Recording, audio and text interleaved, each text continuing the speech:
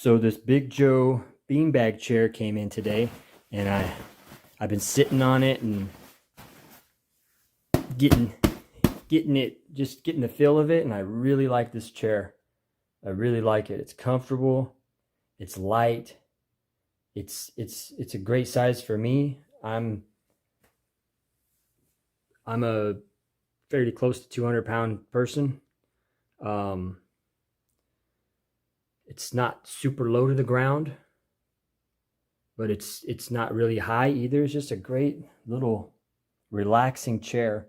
And there's something I'm going to show you that I was wondering if it'll tip back if I lean back. So I'm going to show you that I can lean back on it. Okay, so I was actually wondering if I could do this. And that's why I'm going to show you. Because I know there's people that are wondering if they could do this too. And I could put all my weight all the way. All my weight can go to the back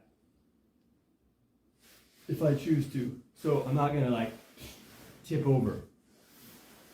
So I'd lean on the whole thing. And that's what I was wondering if you could do that. And I can. I mean, I could. To get it to tip over, it requires me to tip myself over.